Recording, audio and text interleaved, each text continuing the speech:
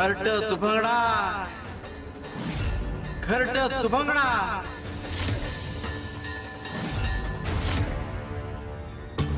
स्वामी आधी नारळाबद्दल बोलले आणि आता हे घरट, म्हणजे हे रघुनाथचं भविष्य तर नाही ना? त्याचं घरट दुमंगणार आहे की काय? काहीतरी विपरीत घडणार आहे का?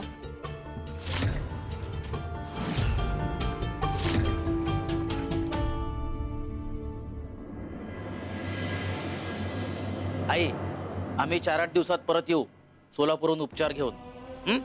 काळजी घे. पौलोमी, आजीची काळजी घे बाळा. सासूबाई, नवरात्री देवी आईची सेवा करायची तर ते सोडून माझ्या उपचारांसाठी बाहेर जावं लागतंय. त्याची खंत लागून राहिली हो. दादा, नको काळजी करूस. आम्ही रोज देवीची सेवा करू, रोज देवीला माळ चढवू आणि तुझं मन देवी समोर रोज जाईल असंच समज. आई, तू फक्त बरी होऊन परत ये, एवढंच माझं देवीकडे मागणं आहे. हो बाळा, लवकर बरी होऊन येईन. हा,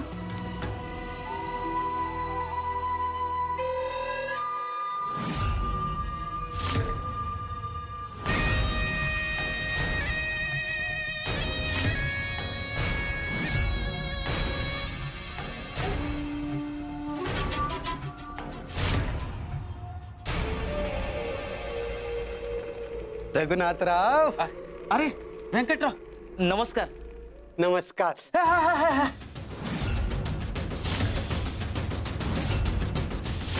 व्यंकटराव, अहो तुमच्या हाताला काय झालं? काही नाही हो, गरम पाण्याचं भांड उचलताना अचानक कलंडलं, त्यामुळे हात भाजले माझे. ते राहू द्या हो. बर, तुम्ही दोघ जण सोलापूरला चाललात ना? असं करा, माझी बैलगाडी घेऊन जा. गाडीवानाला आधीच सांगितलंय मी, तो वेशी जवळ भेटेलच तुम्हाला. अहो व्यंकटराव, तुम्ही कशाला त्रास घेताय उगाचच? हे बघा, बैलगाडीची काही गरज नाही, आम्ही जाऊ की पायी पायी.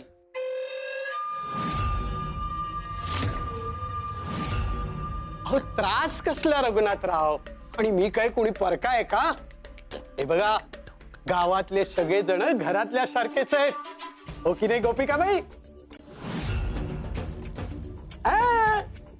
अहो, आपलं गाव म्हणजे एक मोठं कुटुंबच आहे, म्हणजे आपण एकाच घरातले नाही का झालो? तेव्हा आता तुम्ही निश्चिंत जा, इकडची काळजी अजिबात करू नका. मी लक्ष ठेवतो तुमच्या घरावर आणि पौलमीवर सुद्धा.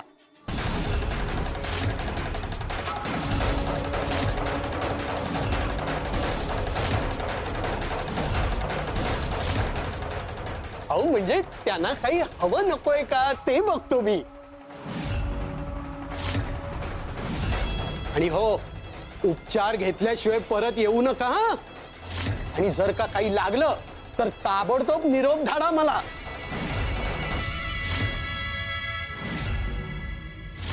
ठीक आहे व्यंकटराव, येतो. आई, येतो ग. सावकाश. चल.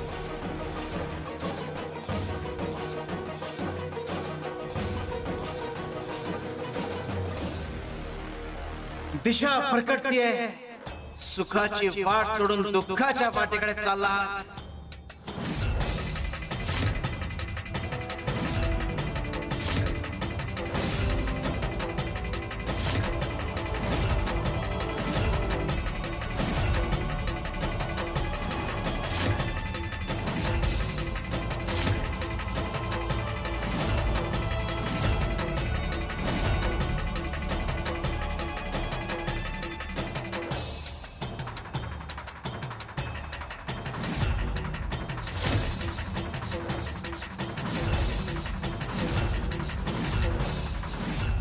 बरं पौलमी, मी देवी समोर दिवा लावते हा, यांच्या सुखरूप परतीसाठी. मी सुद्धा येतो. काका, काका का? बर, काय आहे? तुम्ही खूप मोठे उपकार केलेत आमच्यावर. कर्ज दिल्याबद्दल आभार. खरंच खूप काही केलं तुम्ही आमच्यासाठी. मी अगं उपकार कसले त्यात? मी तुझा हक्काचा आहे की नाही? म्हणजे तुमच्या सगळ्यांचा हक्काचा आहे की नाही मी? अगं तुमच्यासाठी नाही करायचं तर आणखी कुणासाठी करायचं? बरं हे बघ, तुझे आई बाबा परगावी गेलेत औषधोपचारासाठी. तेव्हा जर काही लागलं तर तडक माझ्या घरी निघून यायचं. तुझं स्वतःचं हक्काचं घर आहे असं समजायचं. हो, काय लागलं तर नक्की ये. बरं चल, येऊ मी? हो. हा. बोलू मी? अगं काय आहे ना, अगं बोलून बोलून माझ्या घशाला ना कोरड पडली. थोडं पाणी आणतीस का प्यायला? हो, आणते. पाहुलं मी गार गार. हे घ्या पाणी. अगं हाताना लागलाय ना माझ्या, त्यामुळे तांब्या धरता येणार नाही मला. त्यापेक्षा तू असं करतेस का, तुझ्याच हाताने पाणी पाजतेस का मला? हा दे.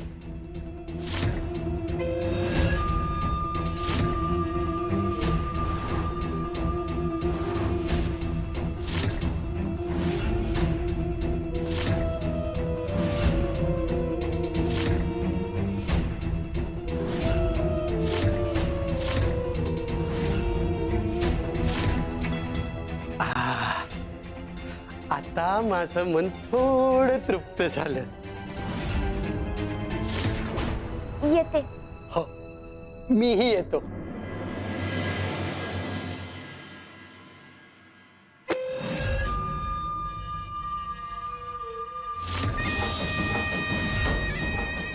पाहुलं मी, म्हटलंच होतं मी, या उंबरठ्यापर्यंत अंतर कापायला फार वेळ लागणार नाही व्यंकटला.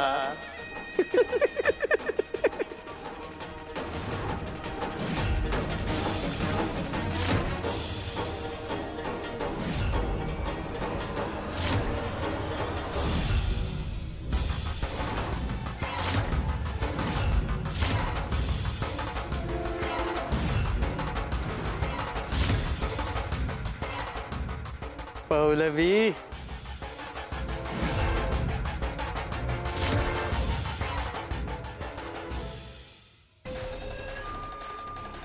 अगं नवरा म्हणून तुला माझी सेवा करायचीच आहे आणि तो सोनेरी दिवस लवकरच येईल.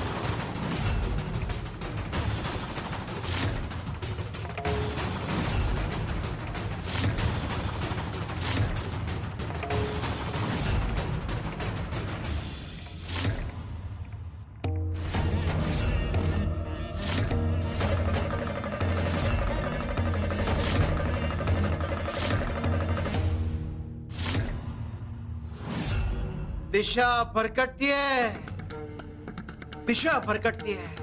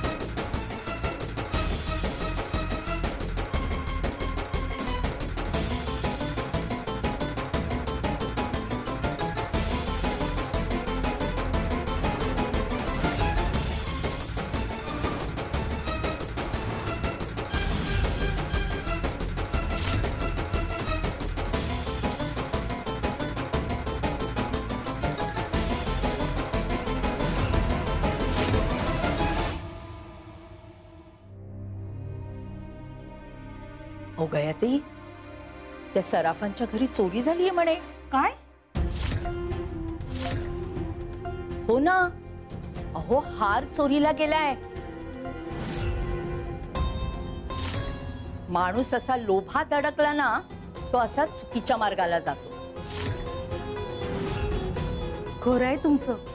पण ते सराफ म्हणालीयेत की जो कोणी चोर शोधून देईल त्याला हाराच्या अर्ध्या किमती इतकं इनाम देणार आहेत ते.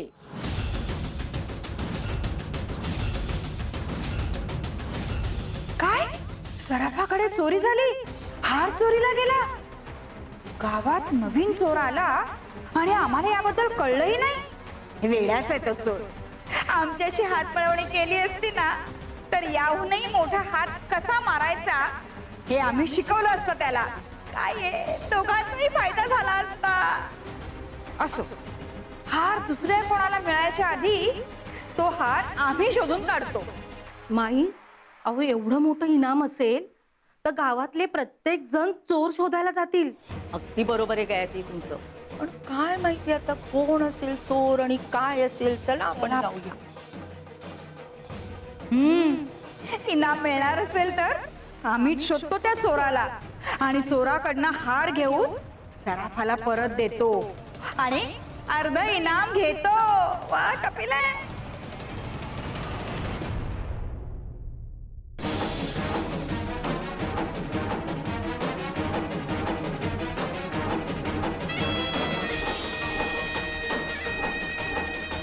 हार पण इथे खड्ड्यात कसा पडला? कुठल्या तरी चोराने चोरला असेल आणि धावता धावता या खड्ड्यात पडला असेल आणि त्या चोराला कळलंच नसेल की हार इथे पडलाय ते. आम्ही एक काम करतो, हा हार खड्ड्यातनं काढतो आणि त्या सावकाराला देतो. सावकार आम्हाला अर्ध इनाम देईल. पण त्या सराफाला का विकू आम्ही हार? आम्ही दुसऱ्या सराफाला विकतो आणि हाराचे सगळे पैसे आम्हीच घेतो. वा कपिल आहे.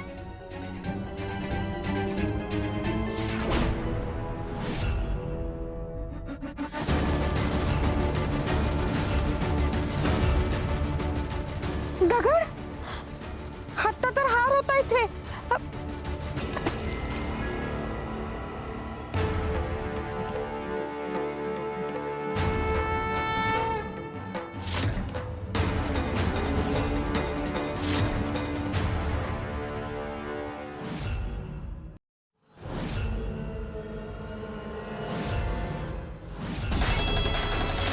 परत दगड.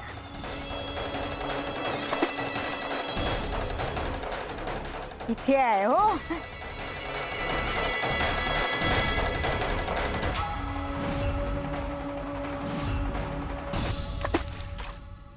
कपिले,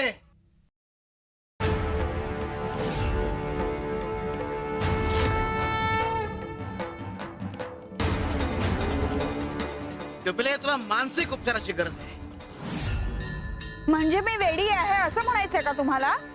अगं, हार मिळवायचा लोभ इतका तुझ्या मनात भरलाय की हाराचा प्रतिबिंब आणि खरा हार यातला फरक तुला कळत नाही. कपिले, सावकाराकडे चोरी झालीच नाही.